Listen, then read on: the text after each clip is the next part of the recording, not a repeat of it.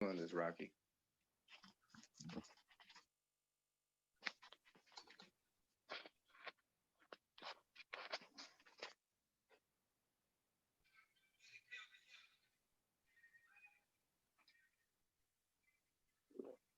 Yeah. Appreciate y'all. That's a little. So this next track is a little bit on a serious note. I can, everything's duality, right? So it's about, when you lose faith, you just completely lose faith. And this was at a time when I was losing faith in myself, in everything around me, and just in totality, I was just down and out. It's called Fireflies, because it reminds me that even the small things of life can carry light, like fireflies. So, hey.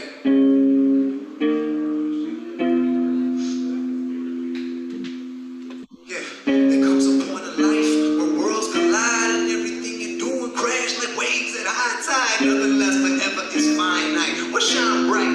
A yellow marker in your life, your only highlight. While others live in the high life. Upper and lower class, a bundle of cash draws the fine line. It's time to cry, break down in the century. Mentally, just kneel and take a breath to breathe. Begin to worry. Life is in a hurry, but you at a standstill. Weight on your shoulders, you got an anvil. You can't deal. Problems keep popping up in your head, anvil. And now they coincide. Everything's going my way. Nothing's going straight, going my way. Problems expand and dilate. You begin to shake, you won't vibrate. What you do when living life gets hard to do? Now you got tears to shed, no garden tools. Part of you wants to quit, the end is so defined. The light at the end of the tunnel's dim, hope is dying. I know you're crying, but please wipe your tears and dry your eyes. Even the small things in life can carry light. Fireflies, motivation. Even though you lose faith, because hope or faith exactly what my music makes. Fireflies, even the small things can carry light. So don't cry, keep your head up high. Just look up to the sky and thank God to be alive. Fireflies, even the small things can carry light. Even though you lose a faith, because hope or faith exactly what my music makes. And it makes you wonder, the devil's at your door, and I know why God's calling reject one and take the other. Or maybe quit and being atheist, completely disregard that relationship. The last verse was about losing faith in yourself. Now you're losing faith in everything else. Your mind's a jail cell as well, and from grace you fell. They say life's a gift, but your present is hell. Well, this here's a message from a sinner himself. If I can be forgiven, you're forgiven as well. Just know that when the rain stops, the sun will rise up in the sky and shine light till the rain dries up. And just like the weather, things will get better when your heart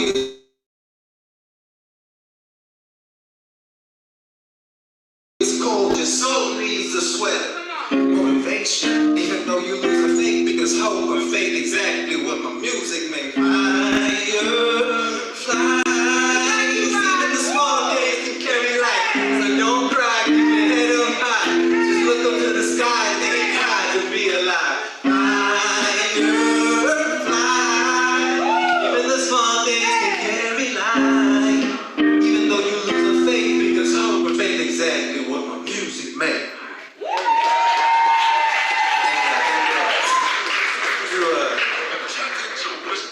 Two more. So this next one, well, after you lose faith and you get back up, right? You get that motivation.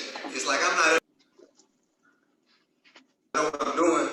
Nothing's gonna stop me from that. I got faith now, right? So this next song is called Never Turn Around. I'm gonna need y'all to start clapping. So just like give me a beat, you know what I mean? Hey.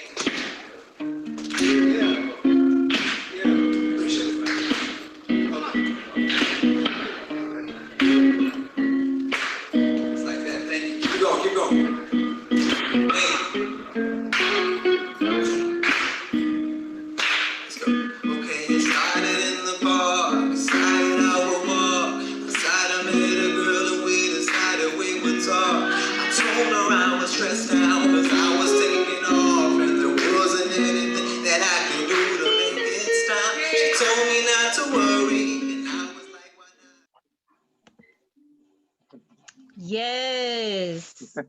Hello, everyone. Hey. Welcome to the Rocky Road, a show that lifts up the struggle and the positive points of the underground hip hop or underground artists, period, in general. We talk to independent music artists and the people who support them. I am your host, Rocky Rocket. This is being done in association with Crowded Streaming. Make sure you download that app. And today I am here with Raj. Hey, what's going down? Peace, peace. Hey, Raj. How are you today, brother? I'm fantastic. Thank you for asking. I'm really happy to be here. I'm really happy to be here. So, um, grateful for everything. It's a beautiful day outside, so I'm feeling good. Living good. So, how about yourself? I am great. I am great. I'm excited for this one. Me and you have man, I don't even remember how long it's been. I think you were introduced to me by E, um, who actually just called like 2 times in a row while we were on this thing, and I said, "No, I gotta stay present. Gotta stay That's right. present." That's right. Um, but yeah, so I think it's been a couple of years. So you do a number of things. I've seen you do a number of things, but you supported me in a couple of different ways before. Um, and then of course we're gonna get into your version, your definition of yourself. But to me, Raj has always been a positive person to lean on.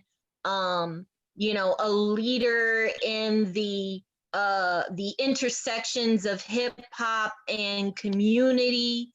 Helping others understand the that wellness and mental health awareness is important. And so I am so happy to have you here today. So Raj, you know what you do for me, but why don't you tell everyone a little bit about yourself? So, first of all, thank you so much for that wonderful introduction. I appreciate you, Rocky. Yeah, so my name is RJSH, and I um, have been making music for about 11 or 12 years now. It's been quite a journey. And I'm also an international certified yoga and meditation instructor. So, what that means is that I teach ways that we can cope with anxiety and manage the mind and stress in healthy ways, ways that serve us. And I also, I'm a big proponent of, the pillars of hip hop, like hip hop as, it is a community, and hip hop's not a genre, it's a culture, it's a way of life. And I'm like, don't talk about it, just be about it, So I feel that yoga and hip hop are really, really intertwined that way because the basis, the foundations are all about awareness. We're observing something and then we're doing something about it. So hip hop is involved in the community, and where it comes to yoga and meditation, it's more so involved in yourself as a personal experience. And so, with those experiences of mine, I've been able to really reach new heights within myself. I'll give you a little background. When I was younger, I used to get into trouble a lot, and I used to fight a lot. I was real aggressive and angry, I guess, And I came from a hood where, if you know where Ridgegate is, I'm from Ridgegate, Ironside Hill, and it was just me, pretty much, that looked like me, and I didn't really fit in with really anybody outside initially. It was always love when I was like a kid growing up, like a child. But when I got into like where there's communities of different types of people and stuff like that, I grew up in a melanated community, and that's like family. There was never, I never thought about, oh, yo, this is a hood or anything like that. When I got older is when I realized, like, yo, like, I got some crazy tendencies, man. Like this might not be I guess the same way that everybody thinks, you know what I mean, and all this stuff. Um, so being from that background and then I moved to like a Spanish neighborhood off of Fifth Street in Missouri City, and I was learned a lot of Spanish and stuff. That was like a different thing too. It wasn't until I got into more so like college where I was more so around larger groups of like maybe Indian people, you know, or people that really like look like me. And by that time, I don't think I was really prepared for you know how within every community there's like these circles of gossip and these circles of like people got cliques, and I don't really fall into those boxes, and sometimes that upsets people. And I know you know what I'm talking about, especially working with artists. Well, back then I wasn't aware that I didn't fit into those boxes, so I tried to fit in to those boxes, you know what I mean? And it just wasn't working out. I didn't relate to a lot of people like that, and I was living like another life. It was kind of crazy, because I was in the streets, man. I was just, you know, kind of living a wild and reckless lifestyle. And you know how when you get older, you recognize that you're protected and you're so grateful. But I feel like when you're younger, a part of you just knows, and you're just like, whoa, like, well, you know. So man, I've had a lot of run-ins. I've been locked up. I've had close calls where, you know, I'm like thankful for my life. And that was all before.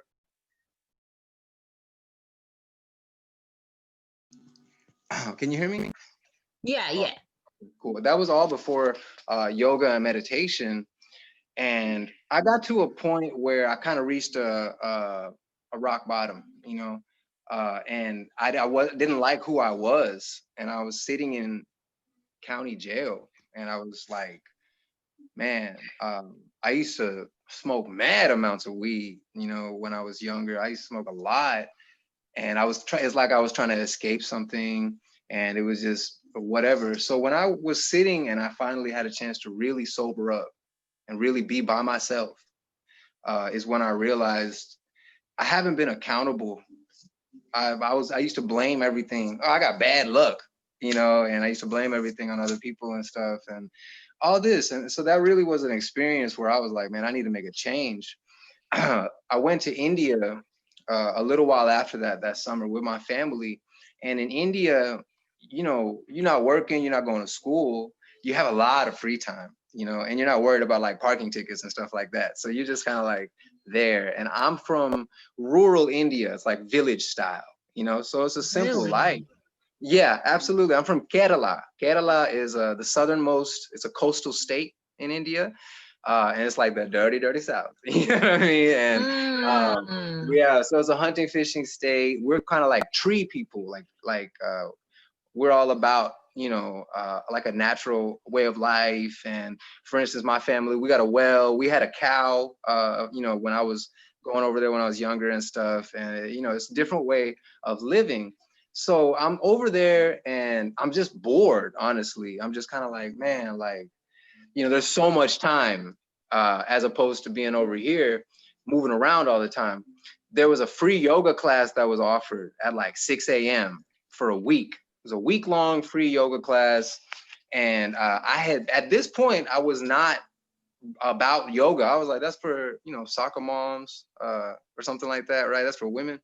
And I wasn't really cultured. I wasn't really aware about yoga too much. So I was like, yo, if I'm gonna learn, I might as well learn it in India, you know, it's something to do.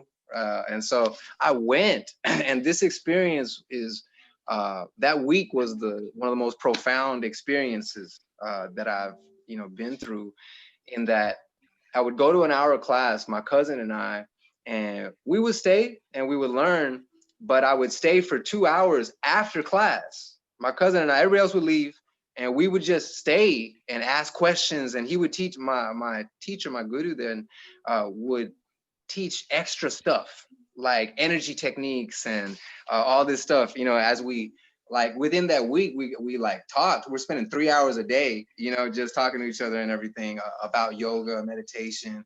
And I kind of got a crash course. He did this thing with my energy on the last day. Like he told me to stand up and he's like, close your eyes. And he kind of did this thing, like waving his hands. And at that point, I'm kind of like, what's happening? You know, like, this is a movie right now? And he said, what do you see? What do you see? And I described what I saw.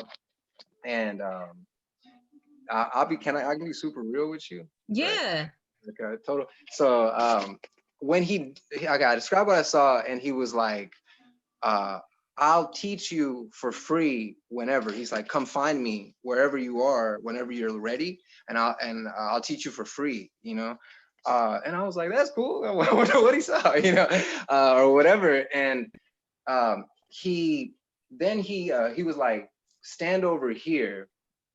It was my cousin and I are on one side of the room, and he says, "Look at this wall. It's a white wall, maybe about 20 feet away or something like that, and it's nothing on the wall." And then he tells my cousin to go stand on the wall. So it's a white wall. My cousin's standing with his arms out, in mountain pose, eyes closed.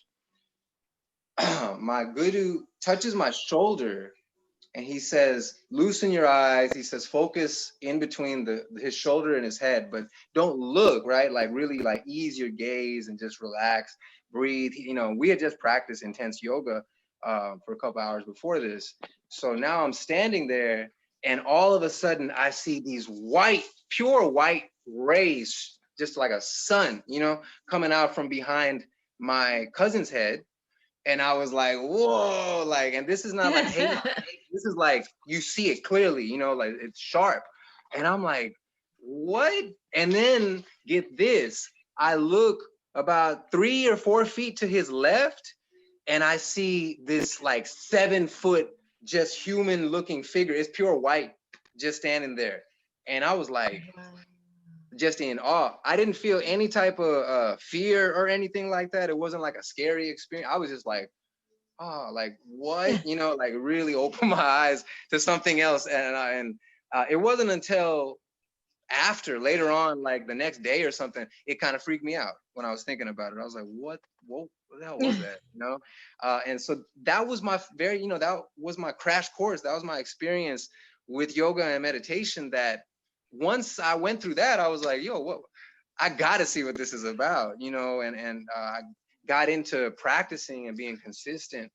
And that intertwined with my music. Once I kind of stabilized as a person, it really transformed me. I was able to, like, if I didn't like something, I'll go ahead and change it. It might take some time, but just do it. You feel me? Start today. Why not?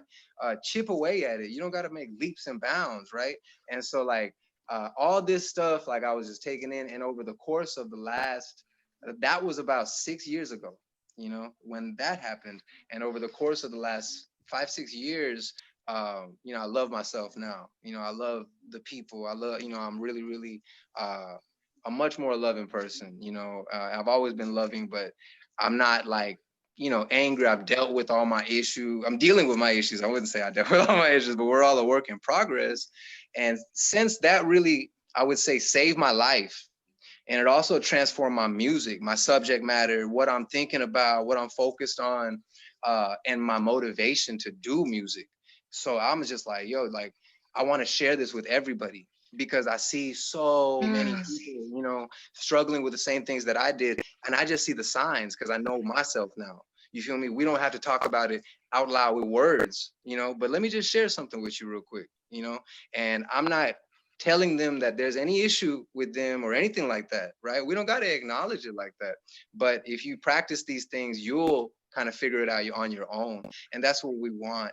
They say a good teacher doesn't tell you what to see, but they might point to where you should look, and, I've like teaching and I've always worked on my music. And now I'm grateful that I've found a balance between the two to where I'm able to do both, and it's able to, sustain me. And I see the improvement, or I see the growth, not only in myself, but in the people that I'm interacting with. And that's really fulfilling. It's really beautiful. Yeah. Yeah. I created a program with Ravion Reed, and he's an educator. He was a 5th grade reading teacher at Brookline Elementary, and he's a producer. He's a hip hop producer, right? When I was in India, I went a few years after I learned yoga. I started teaching people, like my friends wanted to get in on it, and everybody around me was like, yo, you got to get certified. This America beat. You know what I mean? You'll get sued if somebody gets hurt. You're not, all this. I was like, okay. So I actually went to a yoga university in India, and I stayed there, and I got my training. So that's where I got my certification from about 2-3 years later, after that. So I've been certified almost 4 years now, and I've been teaching. And with we created a program because I saw that, like I was introduced to this kind of later in my life, whereas what if I was introduced to it when I was a child? Maybe I wouldn't have like gone through all that mess, if I was just aware that like, the way I breathe affects the way I think, and what I eat, and what I, all these things. So I was like, why don't we create a program for children, and Ravion was like, I like that. Let's combine the hip hop aspect with that, right? Because that's what we're all about, And I was like, that's a dope concept. Yeah. So hip hop and yoga, right? Like, so we actually started a pilot program about 3 years ago. And ever since then, we've really, really made some strides, but it's called Kinetic Vibes.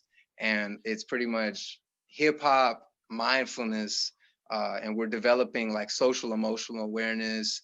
We have been inside about 25 schools in the districts around Houston, and we've had the chance to speak at South by Southwest, in Austin, at A3C in Atlanta. We actually were second place winners in a pitch competition, it's a national pitch competition. And we've presented at some national educational conferences, such as for young audiences of Houston. So we've gotten a lot of love, and the program's really proven to be effective with the kids that we've been able to work with.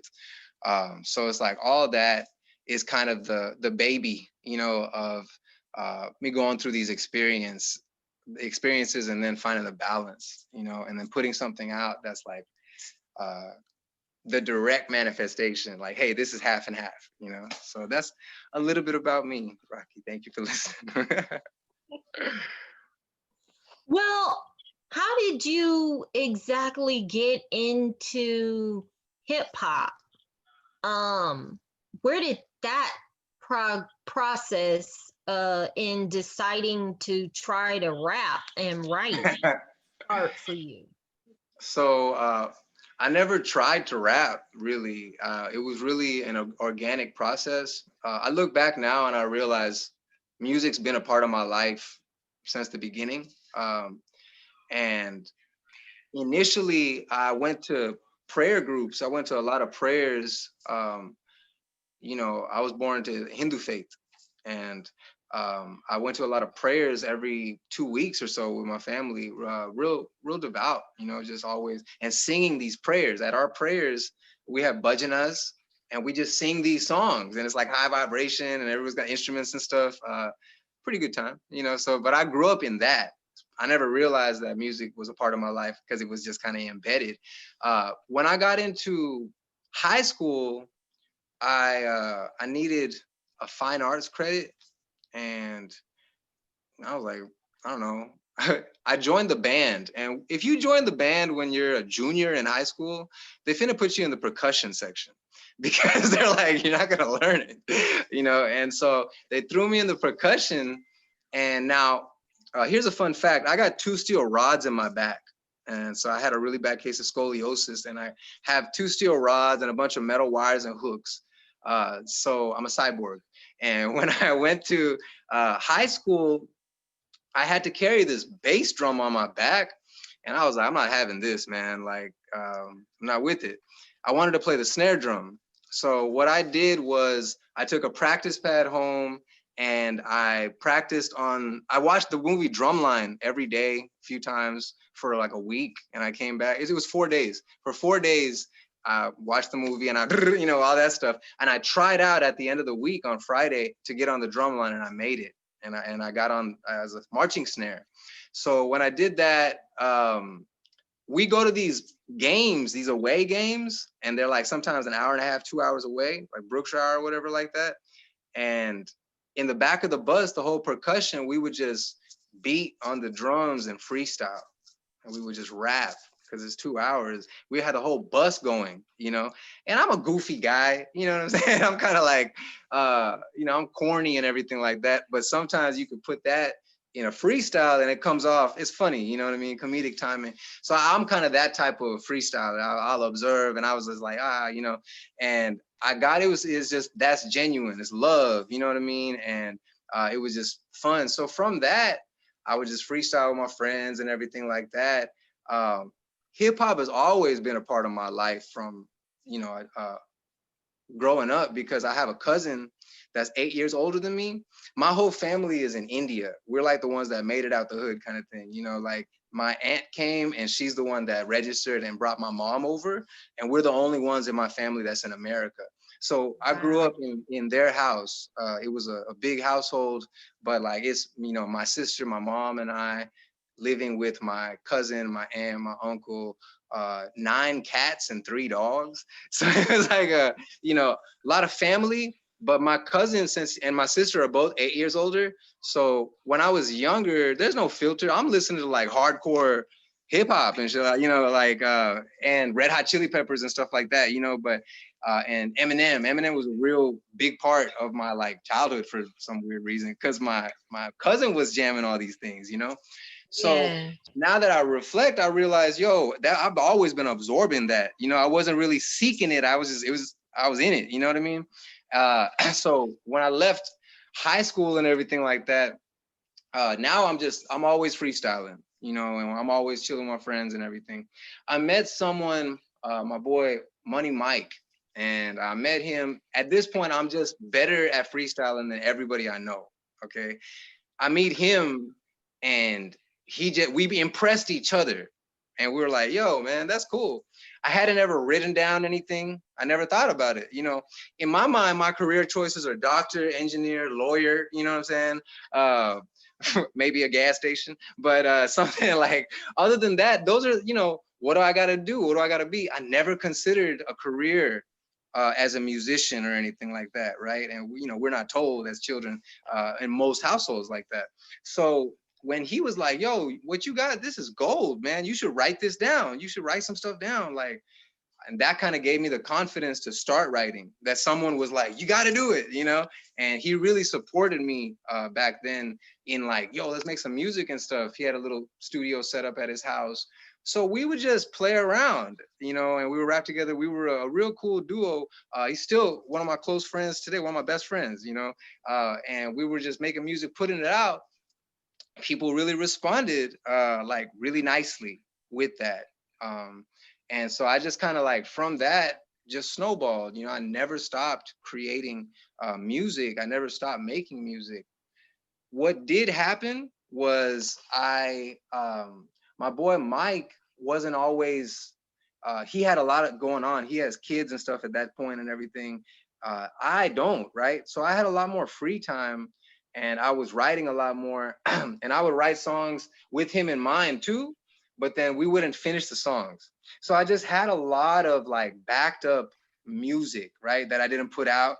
And I was like, yo, this is enough to be a project. Like, this is enough to be, you know, let me put out a mixtape or something like that. And I did. Like, that was like, I was grinding hard. I was putting everything that I did into like putting this music together.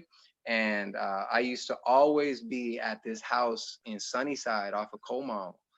Then that's a house where like all these people have been through. It was Rhonda. It was like Orbit did it, if you know Orbit. It was like Orbit did it, was in that house. Miss Mikey was in that house. Riff Raff was in that house. D-Lo, a lot of people would be over there. It was real close to where Mo Bang is. And so like, pretty much, we're over there. I'm over there all the time. Mr. Wired Up, he recorded a lot of the first songs that I did on my first project. It's called Hot and Ready. Wow. Yeah, that's how I know KB. You were really at the center. Yeah, oh man, it's a beautiful thing because I see all these people now and I'm like, yo, that's awesome. Like I really love it, you know? Yeah. And it's just like seeing that, yo, these people were grinding years and years and years ago to see the success that they have today. You know, it's a constant process. It's always you gotta keep going. They never stopped. You feel me? And they're still not stopping, and I'm not either. What happened with me was I put out all this stuff, and the mixtape. What I would do is I would print out a lot of physical copies, and what I did for the front of this, I just put my face upside down. I had just started growing my hair, and I'd never had long hair when I was younger. I just let me see what it looks like. I put my face with like a little bit of like, I had like a baby fro. I just put it upside down on the cover and it just looked interesting. So I did that and it was like, people would be like, yo, this is genius. And I'm like, I didn't really do anything. But cool, thank you, I appreciate that. I would take like 15 copies at a time and I would put them at the gas stations. Like right there off of 610 and Scott, there was a Valero there. And I would put them in stacks in the gas stations because I know they would keep mixtapes and people would buy like $3 for like mixtapes and little DVDs and stuff. And I was like, look, I'm gonna put my stuff in there for free. Y'all can just take it, you know, because I just want people to listen to it. You know what I mean? Like, and you know, whatever. So, and I want it to be like, if they take it, I don't got to put it in your hands. If you take it with your hands, then you're going to listen to it, right? So I would do that at different gas stations. I would talk to the owner or whoever's working there and have a good relationship. And they would allow me to do that at different places. I went to Media Tech. I would go to different media schools, and this is free game, you know what I mean, right? But I would go to Media Tech and I would just do the same thing. These are producers. These are people that are showing like a passion for the same thing I'm in, and we got to work together, right? So I'm like, yo, let me just put my stuff there. These are music lovers, and I would just keep it in there. One of my friends worked there. He was interning and going to school there, so he would let me put the CDs there, and that's how I would just exhaust my resources. I would just put my stuff out, and I would print up a bunch of CDs, put them out, give them away for free, and all that, because I just wanted to get my sound out there. You know, I just want people to and then get over the stereotype of oh, that he's Indian. Wait, what? You know, they get rap. And I really had this ego where I was like, I gotta be a rapper. I gotta tell people that, you know, India is better than just IT. You feel me? You know, I was like that, and it really pushed me. I'm really grateful for the success that I saw. I opened up for all types of different people.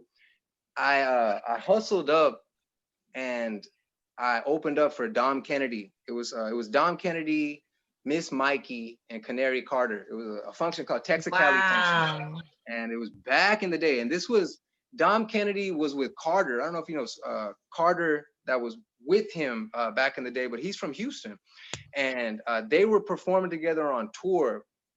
Long story short, Dom didn't have a huge base in Houston yet. You know, it's West Coast and Houston's have a tough crowd, right?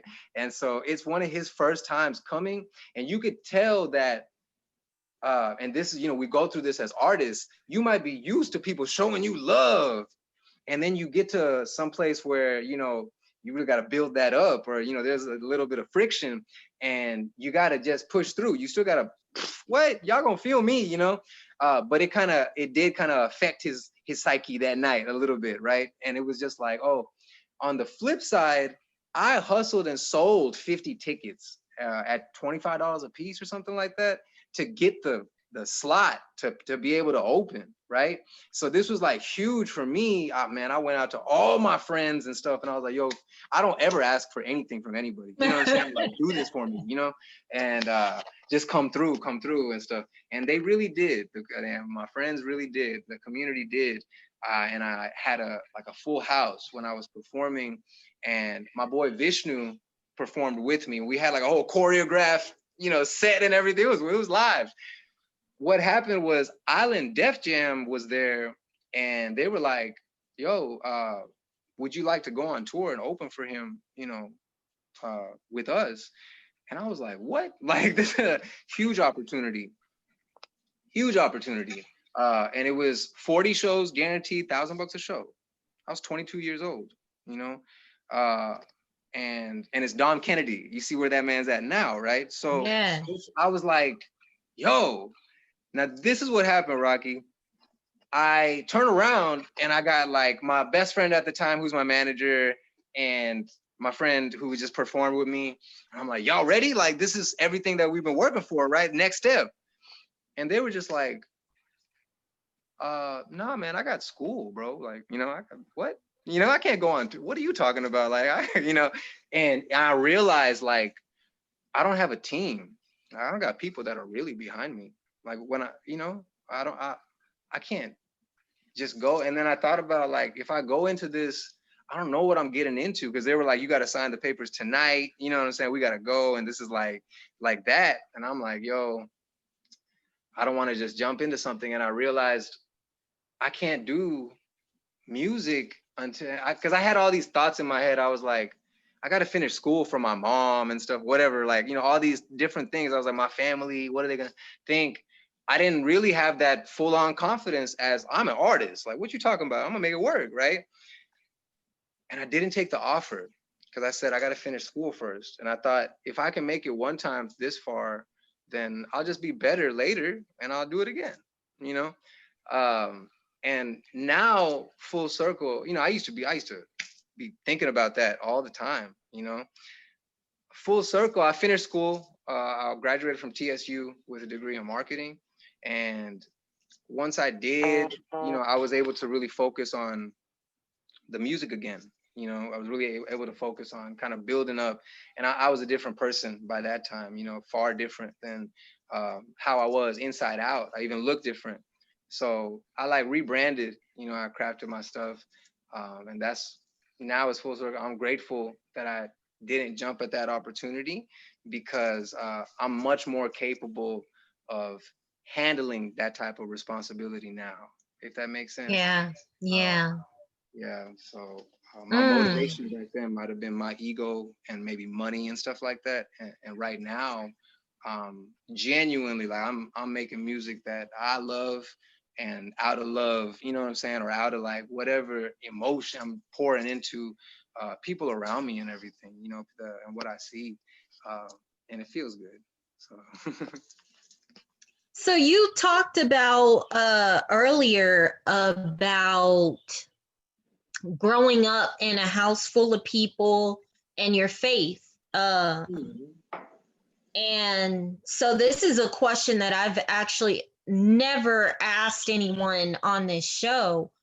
Of course, you mentioned before about, you know, some of the traditional career paths, right? Yeah. You know, are usually lawyer, you know, get a job, you got to go to school, you got to get a job, you got to get a career, you stay in that career and you work at that until you retire, and then, you know, that's it, that's your life. So this is actually a loaded question, a twofold question. So for one, how did your parents react to the you wanting to be in the hip hop industry and be a musician and a yogi and, you know, all of these things? And for two, if their reaction wasn't positive, how did you deal with that and separate yourself from what they wanted for your life? Okay, so the first part, how do they come to like support or accept, you know, what I'm doing? That definitely doesn't come easy. I don't think it comes easy for anyone. And those that it does, they're truly blessed, you know, maybe because their parents worked in the music industry or something like that, you know. But with my family, they don't have any issue with me like working on music, but they're just like, are you making money? You know, like, will it sustain you? they're looking from a point of view of, you know, you got to be able to eat, you know, and if this is not making you money, then why is your time going into that? They don't understand that because we're coming from a place where, you know, we go to the market and we get just what we need for the day, you know, and it's kind of like that's what we're focused on, you know, getting by day. And coming over here is for like, yo, I brought you over here for the opportunity, you know what I'm saying? Why don't you get a job, you know, and then, you know, do what you do. And I was like, I didn't share my music with them initially, you know. I was real private about it. You know, I didn't, it's been a journey as an artist, even coming into my artistry and who I am and what my music's really about. What does it represent, you know? And I didn't show them for a long time. When I first, I had a show though at Jet Lounge, and I remember this. I had a show at Jet Lounge, and my whole family came out. My whole family came out, and you know, 50-year-old Indian women and stuff coming out to a show at Jet Lounge. You know, there's like blunts in the crowd and stuff, and yo, check this out. My young ass, well, it still jams. I got a song called Blunts and Bitches, and it's a party song, all right? And I performed this in front of my family. You know what I'm saying? And yeah, just imagine that, would you? How OG do they have to be though? How gangster is that? Like where they came out supported out of love. That's how much, you know, it's a lot of love. We're real tight knit, my family. But they weren't about it like as a career choice. That's laughable. What you talking about, you know? Yeah. Which I get that. I get that. No problem. It's never gonna be that way. You gotta make your own way, no matter what you're doing. You feel me? Like you gotta break the patterns and the traditions. It's never gonna be easy because they're patterns and they're traditions. You know, they're stuck in a cycle sometimes.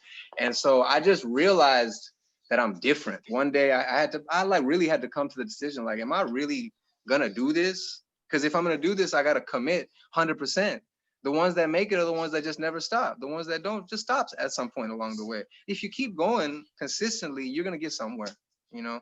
And I truly believe that. And so I was like, yo, I'm all about this. And I just eventually kind of broke them down.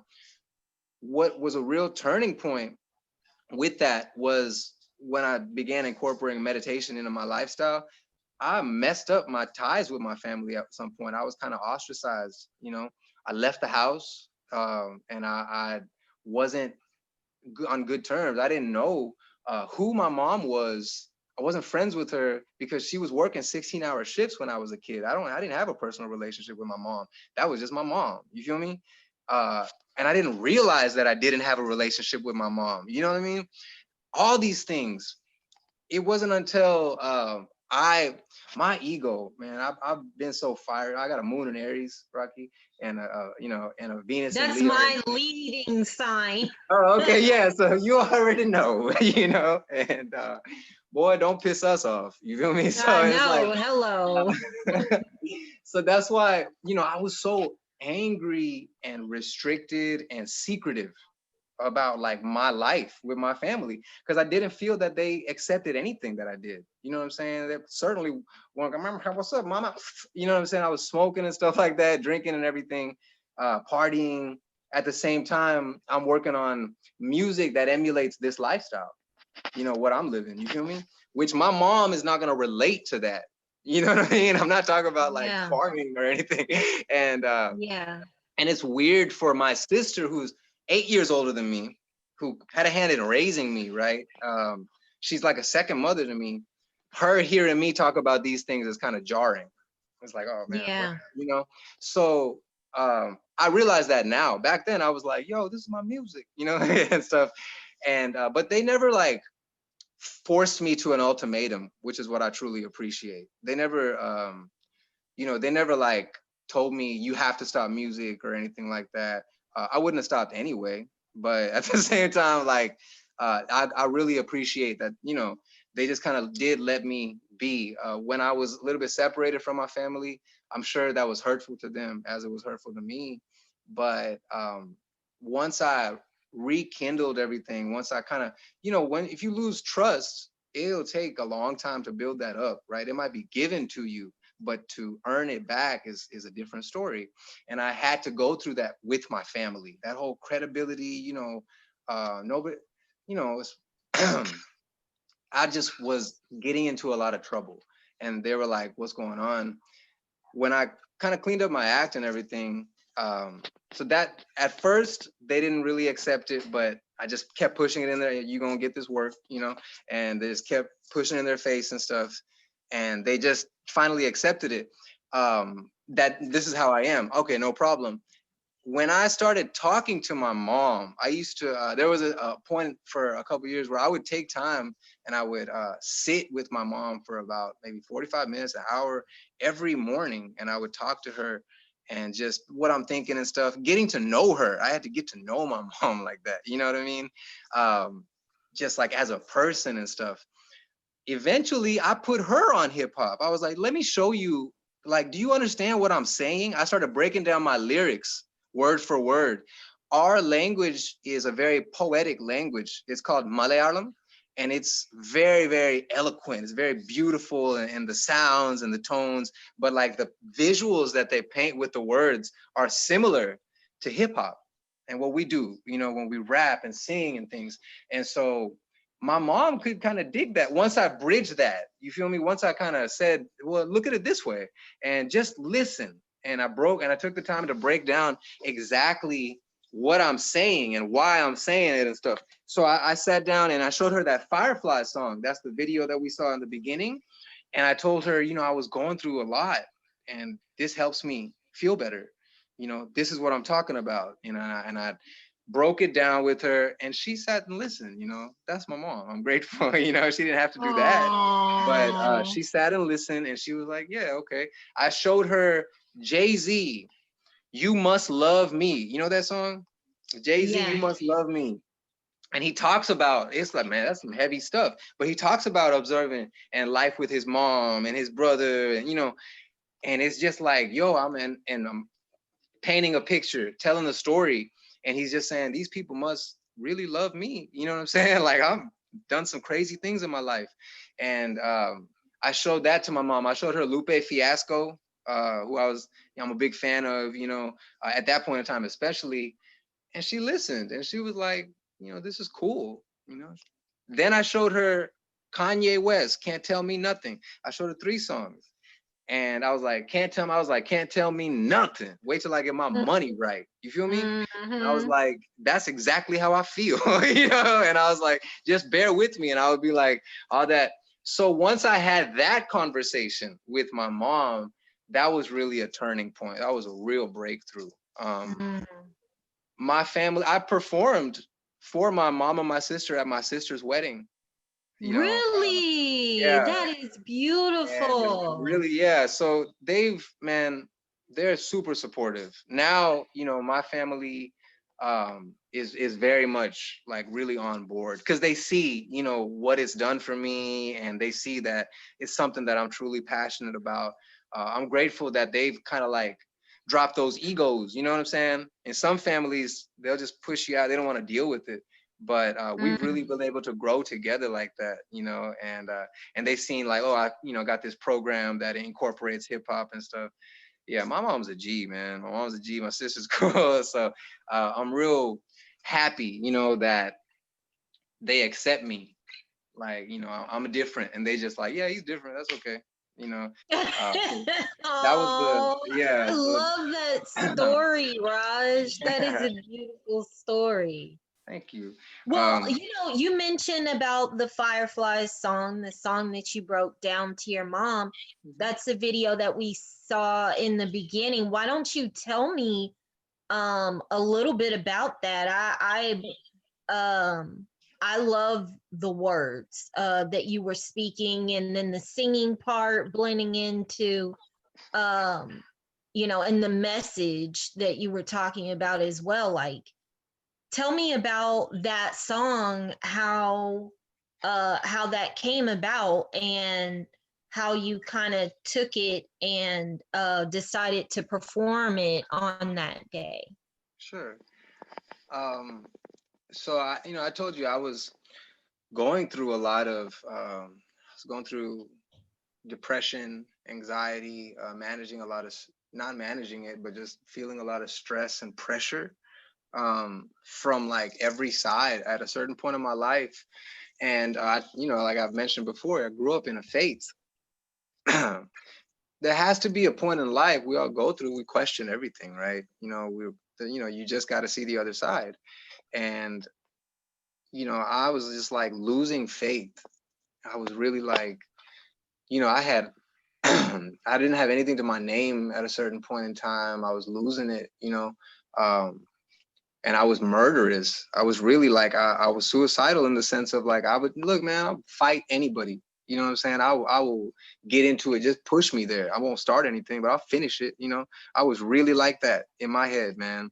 And I had a gun and stuff. You know what I'm saying? And I was just like um, really about that. At a certain time, and I realized like I can't this is even not. picture you like that now. Like, Oh yeah, I know. that's I know. It's hard crazy. for me to picture. It's like, whoa, but I just know, how you felt like when you're going through experiences. At that point in time, a lot of people that were close to me, my friends weren't really good quality at that point in time. People would steal from me and stuff, and I would get. I had a girlfriend that was cheating on me and stuff, and all types of just like, this is not good, bro. It was like And love and hip hop in you. yo, It gosh. yeah, it's wild, and I wasn't happy. And then I was just like, yo, if I've been praying my whole life and stuff, right? And I'm just like, I've always been good to people, like in the sense of I never cheated anybody, I never robbed or jacked anybody or anything like that, And I was just like, but I gotta watch out for this. Like, man, that golden rule doesn't work. Cause I've been cool with people and they still done me dirty. And at that point in time, a lot of people around me had done me dirty. And I just couldn't trust anybody. You get kind of mind messed up, So um I was crying. I was just crying. I broke down, had a mental breakdown, and I was crying. And I remember I was writing and I just started writing, and I'm crying on the paper as I'm writing. Like there's, you know what I'm saying? Like, and I'm just frustrated. And I put, the first way it started, there comes a point in life where worlds collide and everything you're doing crash like waves at high tide. And that's what I was going through literally, where I had different worlds. I got a world with my family. I got a world in like hip hop, and I got a world in the streets. I'm involved in all types of stuff, and all these worlds were colliding, and I felt like everything was crashing down. I didn't have anything to hold on to, and I didn't have I'm like really I was praying at that point, and the way I would pray is like, have mercy on me. Like I'm crying out like, man, don't you see me suffering, and do something for me, like that, And I was just like, what if no, I'm not being heard. I never thought about that. I just never entertained that thought. And I was like, man, I was like, I'm losing faith. I was genuinely losing faith, and I was losing faith in myself to keep it together. You know what I'm saying?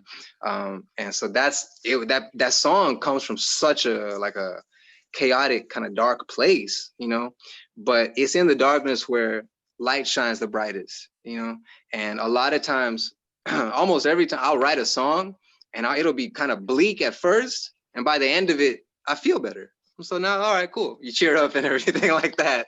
And so I was going through, there comes a point in life where worlds collide. Everything you're doing crash like waves at high tide. Nothing lasts forever, it's finite. What shine bright? A yellow marker in your life's your only highlight, And then I'm seeing other people living this life, upper and lower class, a bundle of cash draws the fine line, It's time to cry, a breakdown of a century. Mentally just kneel and take a breath to breathe, And I was really feeling, I'm just writing out, going through with that. I get to the part where the hook should be at the end of the verse. I'm like, yo, I'm feeling better, because I'm just like, yo, don't lose faith, man. Because the thing is, and then I was like, don't lose faith, because, and I thought what we call is minamin.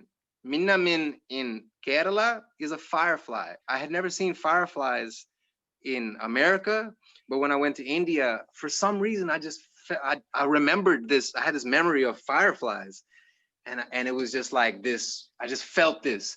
Even it was like a realization. Damn, even the small things can carry light, like fireflies, you know. And I was like, that's cool. Mm. That's really how that came together. And the first verse is about losing faith in things outside of you.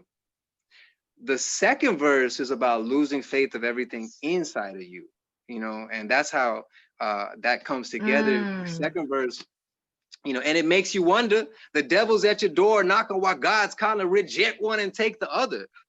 Or maybe quit and be an atheist, completely disregard that Yeah. relationship, you know? And so that's what that second verse goes into. And I say something like, stay in there, right? Like when your heart gets cold, your soul needs a sweater. You know, it's like at that point I felt my heart was cold. I was kind of numb to things, you know, I wasn't feeling people.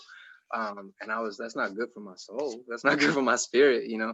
That's what that song is breaking down. And because hope and faith, exactly what my music make, you know. Look up to the sky and thank God to be alive. You know, whatever we're going through, um, we have the strength. We have everything we need to gain everything we want. You know, that's how I get up every AM reminding myself I got everything I need to gain everything I want. You know, what do I want? You got to figure out what you want. That's half the battle, right? Once you figure out what you want, stay consistent and work towards it. And, you know, you'll see that doesn't matter whether you don't have it right now, it'll be served to you, but you got to make that leap. You know, you got to have faith in what you're doing. So that's Fireflies is all about that. That's the message. You know, even the small things can carry light. That's beautiful. Well, you just dropped some gems on everyone, and especially in that last part in speaking about the Firefly song. But do you have any more gems that you can drop for someone who might want to become an artist and may be afraid of what their family or the people around them is thinking? Sure. A major turning point in my life was when I just accepted that I'm an artist. You know, now people come up to me and they're like, "Hey, man, do you make music?" And I'm like, "Yeah," you know, and it's just that. So one thing is identity. The first step is who and what you identify as is going to govern all of your interactions. It's going to govern where you go and what you do and how you do it, right? So make sure that you identify as being an artist or whatever you are, whatever your art form is. Identify, own that, you know, be that, because obviously it's not enough of that in the world and only you can do it, right? And that's a beautiful thing. And that will give you the strength when you're reminded of that. But you got to own it before anybody else is expected to. That's the thing. Most people don't own their own music. They expect everybody else to love it.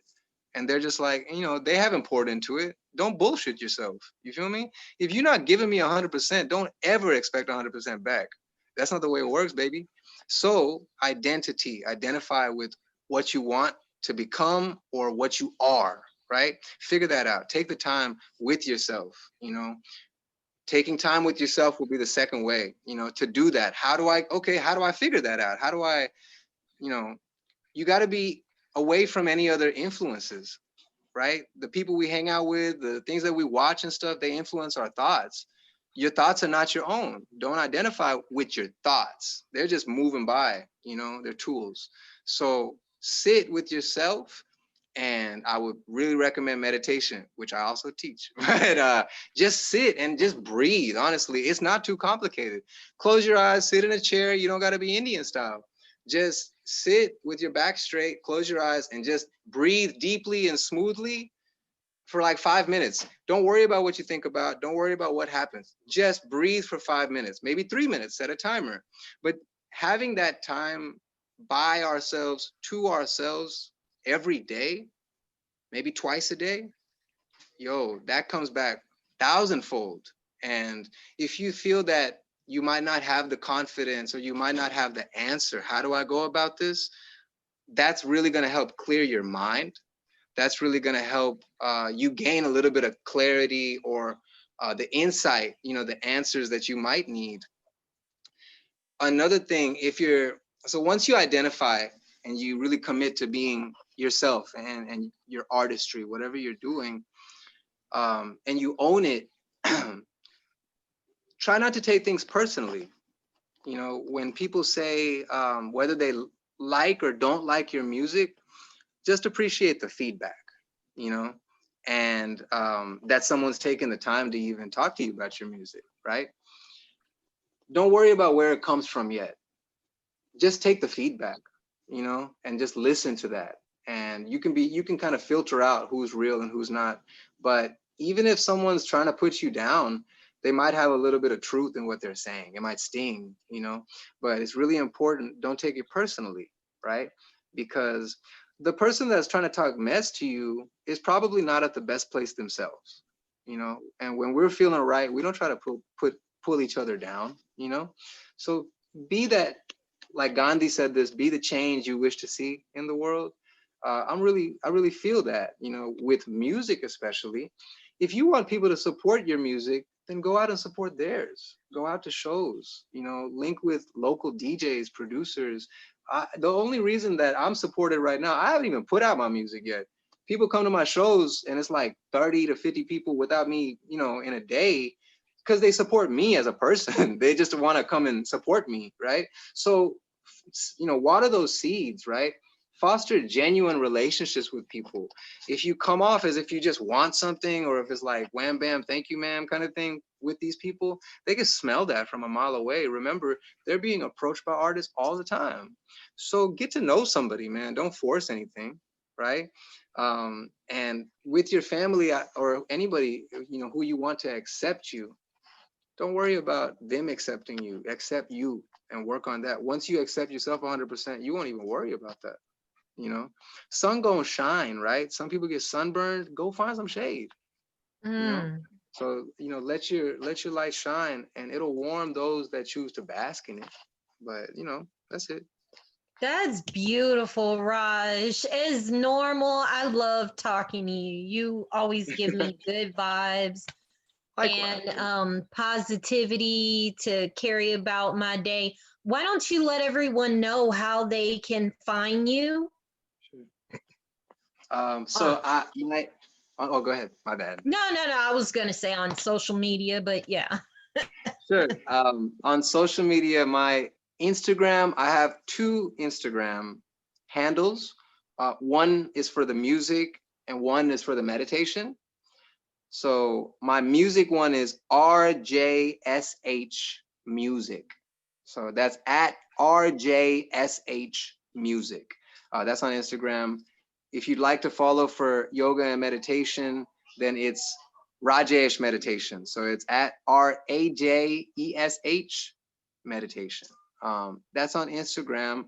I've also got my website up, which is www.rjshmusic.com. And so you can find videos, some content, pictures, as well as links to different things on the website.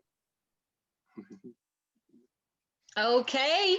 Well, guys, make sure that you check out Raj's music. He blessed us with some new music to drop on Crowded Streaming. So please go check that out.